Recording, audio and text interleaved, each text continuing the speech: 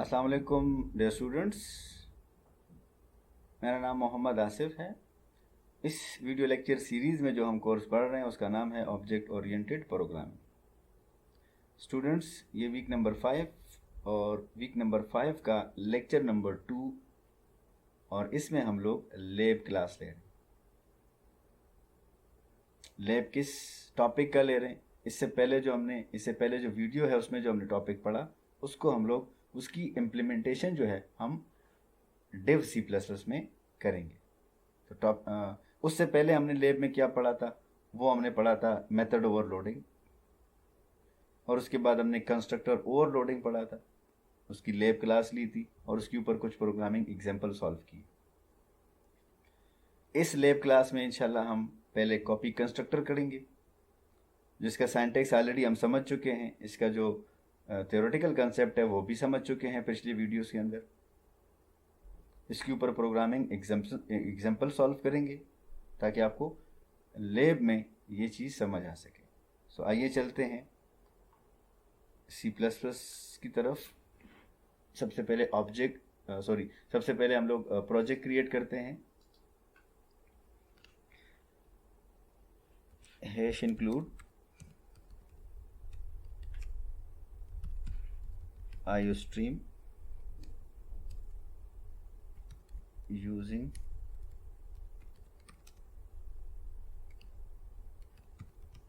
Name space std।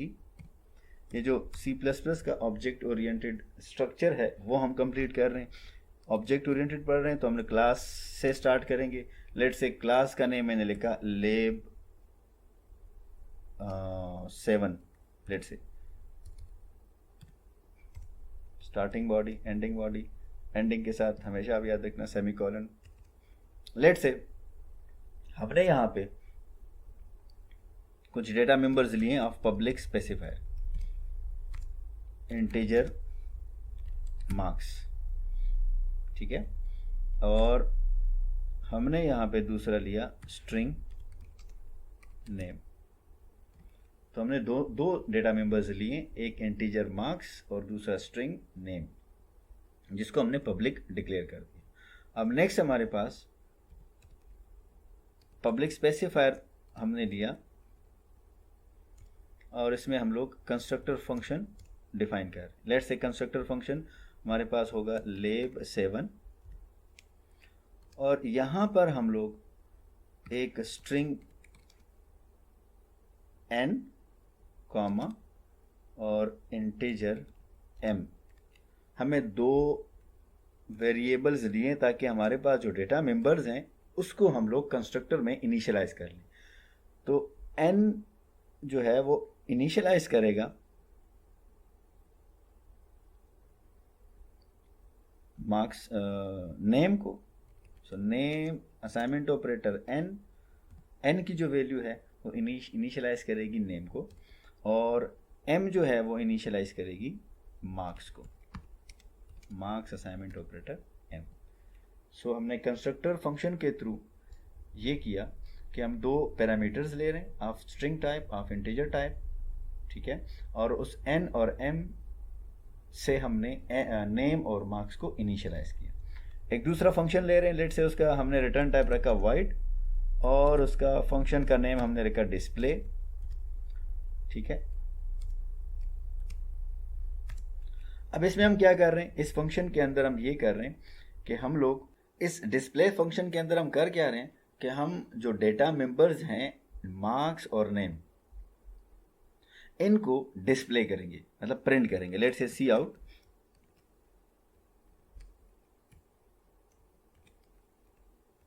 Your name is equal to, हम यहाँ से /t भी लगा देते हैं ताकि थोड़ा सा स्पेस क्रिएट हो। और उसके बाद हमने नेम जो डेटा मेंबर है उसको प्रिंट किया। उसके बाद हमारे पास है double quotation /t your marks assignment operator, ठीक है।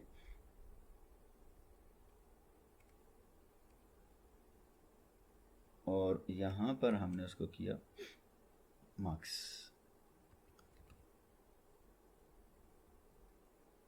और आखिर में हमने उसको /n भी कर दिया, लेट से सेमीकोलन। तो इन दोनों फंक्शन में हमने एक में इनिशियलाइज कर रहे हैं, दूसरे में डिस्प्ले कर रहे हैं वैल्यूज को। सो लेट्स सी इसका मेन फंक्शन क्रिएट करते हैं।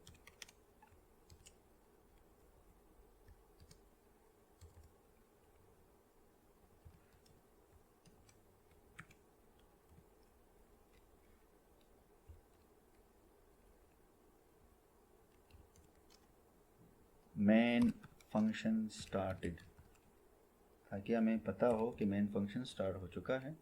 उसके बाद हमने एक ऑब्जेक्ट क्रिएट किया, लेट से ऑब्जेक्ट हमने क्रिएट किया, क्लास नेम है lab7 ob1, ठीक है, सेमीकोलन। लेकिन हमने यहाँ पर दो आर्गुमेंट सेंड करने हैं, ऑफ एक स्ट्रिंग है और दूसरा इंटीजर वैल्यू है। तो स्ट्रिंग में हमने सेंड किया, लेट से योर नेम इज वकास और कॉमा, इंटीजर में हमने लेट से मार्क्स सेंड किए 70। अब हमने क्या करना है, नेक्स्ट ऑब्जेक्ट क्रिएट कर रहे हैं, मतलब दूसरा ऑब्जेक्ट क्रिएट कर रहे हैं OB2, और उसको असाइनमेंट ऑपरेटर की मदद से हम उसको इनिशियलाइज कर रहे हैं, कॉपी कर रहे हैं उसमें वैल्यूज OB1 की, ठीक है, जो अभी हमने इससे पहले पढ़ा, कॉपी कंस्ट्रक्टर कर रहे हैं। जो कंस्ट्रक्टर में इनिशियलाइजेशन हो चुकी है, उन डेटा मेंबर्स को हम लोग कॉपी करना चाहते हैं ऑब्जेक्ट नंबर 2 में। तो इसके अंदर जो नेम और मार्क्स हैं, हमने उसको कॉपी कर दिया OB2 के नेम और मार्क्स डेटा मेंबर्स में। लेकिन याद रखना, यहाँ पर एक चीज़ आपके पास कॉमन होनी चाहिए, वो है इसका डेटा टाइप। तो दोनों का जो डेटा टाइप है, दोनों का जो टाइप है वो बिल्कुल सेम है, lab7। So let's C, return 0। इस फंक्शन को देखते हैं, lab7 ऐड कर लेते हैं, लेट्स सी। कंपाइल हुआ, I hope there are no errors. Okay, 0 error 0, ठीक है। अब इसको रन करते हैं, तो मेन फंक्शन इज स्टार्टेड, ठीक है। लेकिन सॉरी, हमने x और y को जो वैल्यू है वो सेंड की स्ट्रिंग n और m में। मेन फंक्शन इज स्टार्टेड, लेकिन हमारे पास जो वैल्यूज़ हैं वो प्रिंट नहीं हुई। हाँ, क्योंकि हमारे पास जो प्रिंट करने के लिए फंक्शन है डिस्प्ले, उसको हमने कॉल नहीं किया। तो लेट्स इसको कॉल कर लेते हैं, let's say OB1 dot display. तो डिस्प्ले फंक्शन को हमने कॉल किया OB1 ऑब्जेक्ट की मदद से। अब ऑब्जेक्ट 2 की मदद से कॉल करते हैं डिस्प्ले फंक्शन। तो हम कर क्या रहे हैं, हमने 2 दफ़ा कॉल किया डिस्प्ले फंक्शन को। एक दफ़ा हमने ऑब्जेक्ट नंबर 1 से कॉल किया और एक दफ़ा हमने ऑब्जेक्ट नंबर 2 से कॉल किया। सो लेट्स सी, इसको कंपाइल करते हैं पहले। No errors, no warnings. So let's see, main function is started. अब हमारे पास जो ऑब्जेक्ट नंबर 1 कॉल हुआ, तो हमने उसमें इनिशियलाइज किया वकास, ठीक है, और मार्क्स 70। जब हमने उसको कॉपी कंस्ट्रक्टर करके OB1 की वैल्यू OB2 में ट्रांसफ़र कर दी, मतलब उसके डेटा मेंबर्स में, तो फिर हमने जब ऑब्जेक्ट नंबर 2 से कॉल किया, तो उसके नेम में वकास और उसके मार्क्स में 70। तो एग्जैक्टली द सेम वैल्यूज़ आ रहे हैं। क्लियर? तो लेट्स सी, मैं आपको एक और चीज़ बताता हूँ कि हम यहाँ से ये तो हम लोग इसमें स्टैटिक वैल्यू सेंड कर रहे हैं, हम इसमें डायनामिक वैल्यू भी सेंड कर सकते हैं। लेट्स सी, रनिंग टाइम में, for example, c out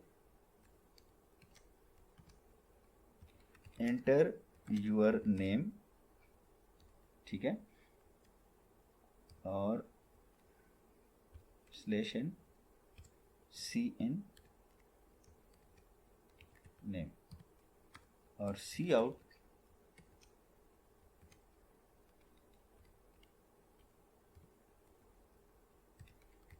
enter your marks. ये हम पहले भी कर चुके हैं, लेकिन लेट्स सी, मैं आपको दिखाना चाहता हूँ कि हम इसमें डायनामिक वैल्यू भी सेंड कर सकते हैं, सी इन मार्क्स। लेट्स सी, लेकिन हमारे पास यहाँ पर प्रॉब्लम ये है कि हमने इनको डिफाइन नहीं किया, तो हम पहले इसको डिफाइन कर लेते हैं, इंटीजर मार्क्स और स्ट्रिंग नेम। ठीक है, लेट्स सी, हमने इंटीजर मार्क्स ये लिए। अब यहाँ पर हम क्या कर रहे हैं, फर्स्ट हमें नेम चाहिए तो हम यहाँ पे नेम लिख देंगे, कॉमा, फिर इंटीजर चाहिए तो हम इसमें मार्क्स लिख देंगे। हमने डेटा मेंबर्स और यहाँ पर जो मेन फंक्शन के अंदर जो वेरिएबल्स हैं उनके नेम सेम रखे, लेकिन आप लोगों ने इससे टेंशन नहीं लेनी, क्योंकि ये हमारे पे यहाँ पर with in the main function यहाँ पे लोकल डिफाइंड है, तो ये उसके साथ वहाँ पर प्रॉब्लम नहीं करेंगे। ठीक है, सो लेट्स सी, हम इसको कंपाइल करते हैं, अगर प्रॉब्लम करेगा तो वो हमें बता देगा। वो हमें कह रहा है कि नेम और मार्क्स हमारे पास OB1 was not declare in this scope. Okay, हमारे पास यहाँ पर एरर आ गए, तो एरर को देखते हैं क्या सिचुएशन है। वो कह रहा है कि हमारे पास जो सी आउट है उसके साथ बिफोर सी आउट हमारे पास सेमीकोलन का प्रॉब्लम आ रहा है, यहाँ पर यह आ रहा है was not declare in this scope. तो लेट्स सी, हमने कहीं पर सिंटैक्स में प्रॉब्लम किया है। मैं थोड़ा सा इसको सेपरेट कर लेता हूँ ताकि हमें अंदाज़ा हो। हाँ, यहाँ पर हमने सेमीकोलन मिस किया है, इसको हम लोग यहाँ पर देख लेते हैं, सेमीकोलन। ठीक, तो दोनों में हमने सेमीकोलन मिस किए, तो लेट्स सी इसको दोबारा रन करते हैं और सक्सेसफुल हुआ। ठीक, अब हम लोग देखते हैं कि हमारे पास आउटपुट क्या आता है। मेन फंक्शन इज स्टार्टेड, ठीक है, enter your name. So let's सी, हमने इसको नेम दिया ASIM और मार्क्स लेट्स से हमने दिया इसको 80। तो जब हमने प्रिंट किया डिस्प्ले फंक्शन को with the help of object number 1 और ऑब्जेक्ट नंबर 2, तो दोनों में हमारे पास दोनों डेटा मेंबर्स हैं, उसमें वैल्यू डिफरेंट आ गई। ठीक है, तो मैं आपको ये समझाना चाह रहा था कि कॉपी कंस्ट्रक्टर क्या होते हैं। सो लेट्स सी, मैं आपको यहाँ पर एक और चीज़ बताता हूँ। लेट्स से कि हम यहाँ पर ऑब्जेक्ट क्रिएट करते हैं, इस कॉपी कंस्ट्रक्टर को ख़त्म कर देते हैं। Let's say OB1 sorry. ठीक है, मैं आपको यहाँ पर एक और चीज़, इसको ख़त्म करके हम एक ऑब्जेक्ट क्रिएट कर रहे हैं ताकि आपको अंदाज़ा हो कि हम लोग इसमें different value, normally object number 1 का ऑब्जेक्ट नंबर 2 के साथ कोई लेना देना नहीं होता। तो लेट्स से मैंने यहाँ पे नेम सेंड किया ABC और कॉमा, हमने यहाँ पे 76 मार्क्स सेंड किए और सेमीकोलन।